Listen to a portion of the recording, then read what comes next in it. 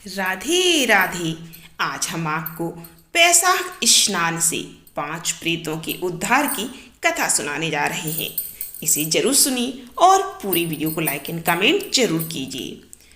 अम्बरीश ने कहा, मुने, जिसके चिंतन मात्र से पाप राशि का लय हो जाता है, उस पाप प्रशमन नामक स्तोत्र को मैं भी सुनना चाहता हूँ। आज मैं धन्य हूँ, अनुग्रहित हूँ। आपने मुझे उस शुभ विधि का श्रवण कराया जिसके सुनने मात्र से पापों का क्षय हो जाता है। बैसाख मास में जो भगवान केशव के कल्याणमय नामों का कीर्तन किया जाता है, उसी को मैं संसार का सबसे बड़ा पुण्य, पवित्र, मनोरम तथा एकमात्र सुकृत से ही सुलभ होने वाला शुभ कर्म मानता हूँ। आहो, जो लोग माधव मास में भगवान मधुसूदन के नामों का स्मरण करते हैं, वे धन्य हैं। अतः यदि आप उचित समझें तो मुझे पुनः माधव मास की ही पवित्र कथाएं सुनाएं। सूत जी कहते हैं, राजाओं में श्रेष्ठ हरिभक्त अम्बरीश का यह वचन सुनकर नारद मुनि को बड़ी प्रसन्नता हुई। यद्यपि वे वैशाख स्नान के लिए जाने को उत्कंठित थे, तथापि सत्संग में आनंद आने के कारण रुक गए और राजा से बोले। नारद जी ने कहा, महिपाल, मुझे ऐसा जान पड़ता है कि यदि दो व्यक्तियों में परस्पर भगवत कथा संबंधी सरस वार्तालाप छिड़ जाए तो वह अत्यंत विशुद्ध अंतःकरण को शुद्ध करने वाला होता है। आज तुम्हारे साथ जो माधव मास के महात्म्य की चर्चा चल रही है, यह बैसाख स्नान की अपेक्षा अधिक पुण्य प्रदान करने वाली है, क्योंकि माधव मास के देवता भगवान श्री विष्णु हैं तथा उनका कीर्तन भगवान का ही कीर्तन है, जिसका जीवन धर्म के लिए और धर्म भगवान की प्रसन्नता के लिए है, तथा जो रातों दिन पुण्योपार्जन में ही लगा रहता है, उसी को इस पृथ्वी पर मैं वैष्णव मानता हूँ। राजन, अब मैं बैसाख स्नान से होने वाले पुण्य फल का संक्षेप में वर्णन करता हूँ। विस्तार के साथ सारा वर्णन तो मेरे पिता ब्रह्मा जी भी नहीं कर सकते। बैसाख में डुबकी लगाने मात्र से समस्त पाप छूट जाते हैं। पूर्व काल की बात है, मुनीश्वर तीर्थ यात्रा के प्रसंग से सर्वत्र घूम रहे थे। उनका नाम था मुनि शर्मा। वे बड़े धर्मात्मा, सत्यवादी, पवित्र तथा सम, दम एवं शांति धर्म से युक्त थे। वे प्रतिदिन पितरों का तर्पण और श्राद्ध किया करते थे। उन्हें वेदों और स्मृतियों के विधानों का सम्यक ज्ञान था। वे मधुर वाणी बोलते और भगवान का भजन करते रहते थे। वैष्णवों के सत्संग में ही उनका समय बीतता था। वे तीनों कालों के ज्ञाता, मुनि, दयालु, अत्यंत तेजस्वी, तत्वज्ञानी और ब्राह्मण भक्त थे। बैसाख का महीना था। मुनि शर्मा स्नान के लिए नर्मदा के किनारे जा रहे थे। उसी समय उन्होंने अपने सामने 5 पुरुषों को देखा जो भारी दुर्गति में फंसे हुए थे। वे अभी अभी एक दूसरे से मिले थे। उनके शरीर का रंग काला था। वे एक बरगद की छाया में बैठे थे और पापों के कारण उद्विग्न होकर चारों ओर दृष्टिपात कर रहे थे। उन्हें देखकर द्विजवर मुनि शर्मा बड़े विस्मय में पड़े और सोचने लगे, इस भयानक वन में मनुष्य कहाँ से आए। इनकी चेष्टा बड़ी दयनीय है, किंतु इनका आकार बड़ा भयंकर दिखाई देता है। ये पाप भागी चोर तो नहीं है। विप्रवर मुनि शर्मा की बुद्धि बड़ी स्थिर थी। वे ज्यों ही इस प्रकार विचार करने लगे, उसी समय उपयुक्त 5 पुरुष उनके पास आए और हाथ जोड़कर बोले मुनि शर्मा से। उन पुरुषों ने कहा, विप्रवर, हमें आप कल्याणमय पुरुषोत्तम जान पड़ते हैं। हम दुखी जीव हैं। अपना दुख विचार कर आपको बताना चाहते हैं। द्विजराज, आप कृपा करके हमारे कष्ट तथा कथा सुने। दैववश जिनके पाप प्रकट हो गए हैं, उन दीन दुखी प्राणियों के आधार आप जैसे संत महात्मा ही हैं। साधु पुरुष अपनी दृष्टि मात्र से पीड़ितों की पीड़ाएं हर लेते हैं। अब उनमें से एक ने सबका परिचय देना आरंभ किया। मैं पांचाल देश का क्षत्रिय हूँ। मेरा नाम नरवाहन है। मैंने मार्ग में मोहवश बाण द्वारा एक ब्राह्मण की हत्या कर डाली। मुझे ब्रह्म हत्या का पाप हो गया, इसीलिए शिखा सूत्र और तिलक से रहित होकर इस पृथ्वी पर घूमता हूँ और सबसे कहता फिरता हूँ कि मैं ब्रह्म हत्यारा हूँ। मुझ महापापी ब्रह्मघाती को आप कृपा की भिक्षा दें। इस दशा में पड़े पड़े मुझे 1 वर्ष बीत गया। मैं पाप से जल रहा हूँ। मेरा चित्त शोक से व्याकुल है तथा ये जो सामने दिखाई देते हैं, इनका नाम चंद्र शर्मा है। ये जाति के ब्राह्मण हैं। इन्होंने मोह से मलिन होकर गुरु का वध किया और ये मगध देश के निवासी हैं। इनके स्वजनों ने इनका परित्याग कर दिया है। ये भी घूमते घूमते देवात यहाँ आ पहुँचे। इनके भी न शिखा है न सूत्र, ब्राह्मण का कोई भी चिन्ह इनके शरीर में नहीं रह गया। इसके सिवा जो ये तीसरे व्यक्ति हैं, इनका नाम देव शर्मा है। स्वामिन, ये भी बड़े कष्ट में हैं। ये भी जाति के ब्राह्मण हैं, किंतु मोहवश वैश्या की आसक्ति में फंसकर शराबी हो गए थे। इन्होंने भी पूछने पर अपना सारा हाल सच सच मुझे कह सुनाया।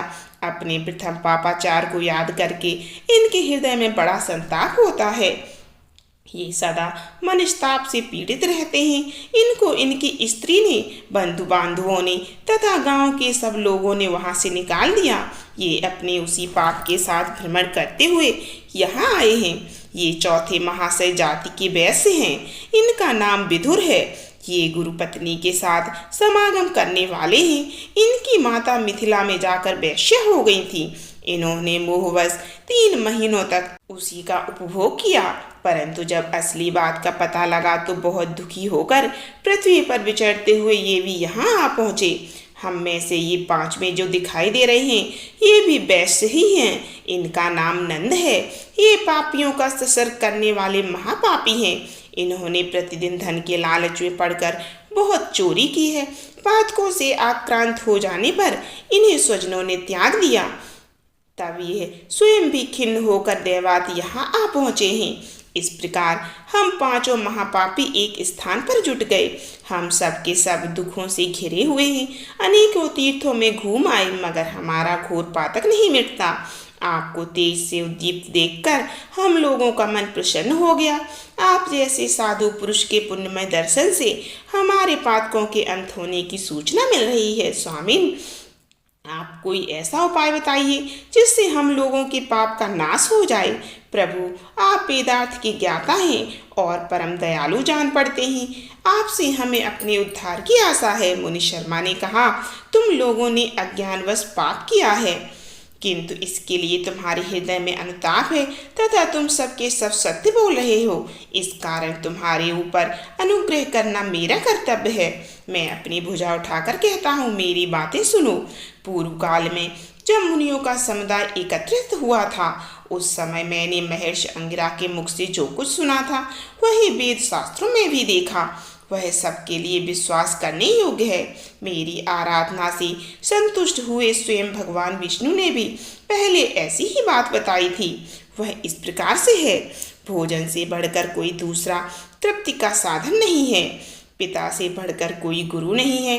ब्राह्मणों से उत्तम दूसरा कोई पात्र नहीं है। भगवान विष्णु से श्रेष्ठ दूसरा कोई देवता नहीं है।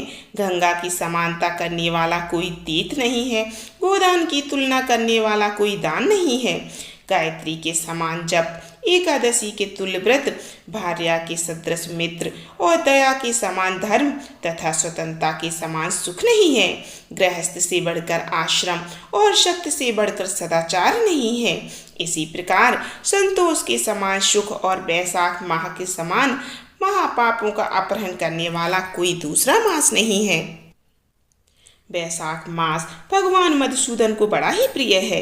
गंगा आदि तीर्थों में तो वैशाख स्नान का सुयोग अत्यंत दुर्लभ है।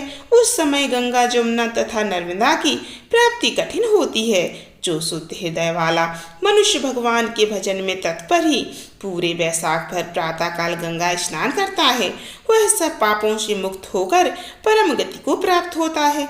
इसीलिए पुण्य के सारभूत इस वैशाख मास में तुम सभी पात की मेरे साथ नर्मदा तट पर चलो और उसमें गोते लगाओ। नर्मदा के जल का मुनि लोग भी सेवन करते हैं। वह समस्त पापों के भय का नाश करने वाला है। मुनि के यूँ कहने पर वे सभी पापी उनके साथ अद्भुत पुण्य प्रदान करने वाली नर्मदा की प्रशंसा करते हुए उसके तट पर गए। किनारे पहुंचकर ब्राह्मण श्रेष्ठ मुनि शर्मा का चित्त प्रसन्न हो गया। उन्होंने वेदोक्त विधि के अनुसार नर्मदा के जल में प्रातः स्नान किया। उपयुक्त 5 पापियों ने भी ब्राह्मण के कहने से ज्यों ही नर्मदा में डुबकी लगाई, त्यों ही उनके शरीर का रंग बदल गया। वे तत्काल स्वर्ण के समान कांतिवान हो गए। मुनि शर्मा ने सब लोगों के सामने उन्हें उन्हें पाप प्रशमन नामक स्तोत्र सुनाया। भोपाल, अब तुम पाप प्रशमन नामक स्तोत्र सुनो। इसका भक्तिपूर्वक श्रवण करके भी मनुष्य पाप राश से मुक्त हो जाता है। इसके चिंतन मात्र से बहुतेरे पापी शुद्ध हो चुके हैं। इसके सिवा और भी बहुत से मनुष्य इस स्तोत्र का सहारा लेकर अज्ञान जनित पाप से मुक्त हो गए हैं। जब मनुष्यों का चित्त पराई स्त्री, पराय धन तथा जीव हिंसा आदि की ओर जाए तो इस प्रायश्चित रूपा स्तुति की शरण लेनी चाहिए। यह स्तुति इस प्रकार है। स्तुति का अर्थ मैं आपको बता रहा हूँ। संपूर्ण विश्व में व्यापक भगवान श्री विष्णु को सर्वदा नमस्कार है। विष्णु को बारंबार प्रणाम है। मैं आपके चित्त में विराजमान विष्णु को नमस्कार करता हूँ। अपने अहंकार में व्याप्त श्री हरि को मस्तक झुकाता हूँ। श्री विष्णु चित्त में विराजमान ईश्वर, मन और इंद्रियों के शासक, अव्यक्त, अनंत, अपराजित, सबके द्वारा स्तुमन करने योग्य तथा आदि अंत से रहित ऐसे श्री हरि को मैं नित्य निरंतर प्रणाम करता हूँ। जो विष्णु मेरे चित्त में विराजमान है, जो विष्णु मेरी बुद्धि में स्थित हैं, जो विष्णु मेरे अहंकार में व्याप्त हैं तथा जो विष्णु सदा मेरे स्वरूप में स्थित हैं, वे ही कर्ता होकर सब कुछ करते हैं। उन विष्णु भगवान का चिंतन करने पर चराचर प्राणियों का सारा पाप नष्ट हो जाता है। जो ध्यान करने और स्वप्न में दिख जाने पर भी पापियों के पाप हर लेते हैं तथा चरणों में पड़े हुए शरणागत भक्त जिन्हें अत्यंत प्रिय है, उन वामन रूपधारी भगवान विष्णु को मैं नमस्कार करता हूँ। जो अजन्मा, अक्षर और अविनाशी है, इस अवलंब शून्य संसार में हाथ का सहारा देने वाले स्त्रोतों द्वारा जिनकी स्तुति की जाती है, उन सदानंद श्री विष्णु को मैं नमस्कार करती हूँ। हे सर्वेश्वर, हे ईश्वर, हे व्यापक परमात्मा, हे अधोक्षज, हे इंद्रियों पे शासन करने वाले अंतर्यामी ऋषिकेश, आपको बारंबार नमस्कार है। हे नरसिंह, हे अनंत, हे गोविंद, हे भूतभावन, हे केशव, हे जनार्दन, मेरे दुर्वचन, दुष्कर्म और दुष्चिंतन को शीघ्र नष्ट कीजिए। महाबाहो, मेरी प्रार्थना सुनिए। अपने चित्त के वश में होकर मैंने जो कुछ बुरा चिंतन किया हो उसको शांत कीजिए। ब्राह्मणों का हित साधन करने वाले देवता गोविंद, परमार्थ में रहने वाले जगन्नाथ, जगत को धारण करने वाले अच्युत, मेरे पापों का नाश कीजिए। हमने आपको आज वैशाख स्नान से 5 प्रेतों के उद्धार की कथा सुनाई है। इस कथा को आप लोग जरूर सुनिए और वीडियो को ज़्यादा से ज़्यादा लाइक एंड कमेंट और शेयर कीजिए। राधे राधे।